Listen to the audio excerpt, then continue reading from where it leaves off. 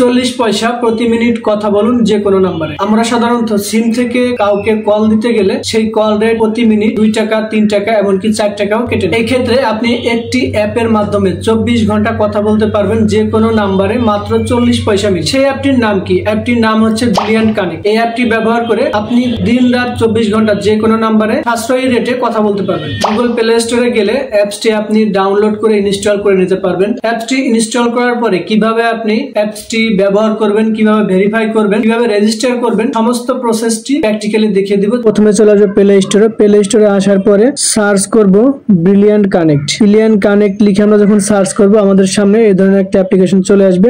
আমরা অ্যাপ্লিকেশনটাকে ইনস্টল করে নেব। ইনস্টল করা হয়ে গেলে আমরা অ্যাপ্লিকেশনটাকে ওপেন করে দিব। ওপেন করার পরে আমরা যে নাম্বারটা দিয়ে আমরা অ্যাকাউন্ট রেজিস্টার করতে চাচ্ছি সেই নাম্বারটা এখানে দিয়ে দিব।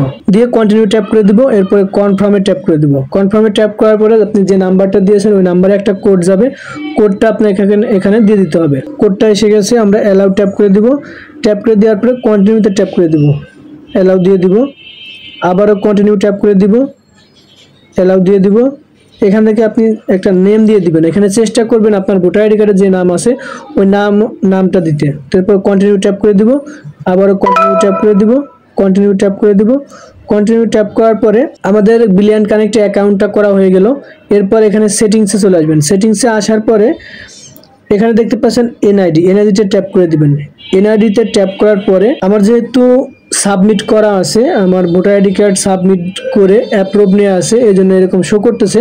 আপনারা এনআইডিতে ক্লিক করার পরে দেখতে পাবেন সাবমিটের একটা option, voter ID card front part এবং ভোটার আইডি কার্ডের ব্যাক পার্ট।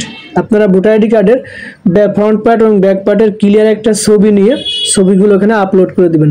আপলোড করা হয়ে গেলে যখন আপনার স্ট্যাটাসটা অ্যাপ্রুভ হবে তখন আপনার সামনে এরকম শো করবে। আপনি এনআইডিতে আসলে তখন এরকম স্ট্যাটাস দেখতে পাবেন যে আপনার সমস্ত কিছু এখান থেকে চালু থাকবে। কোনো কিছু বন্ধ থাকলে কিন্তু যেটা বন্ধ থাকবে আপনি সেই কাজটা করতে পারবেন না।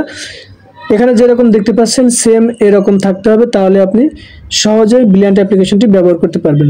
ধন্যবাদ।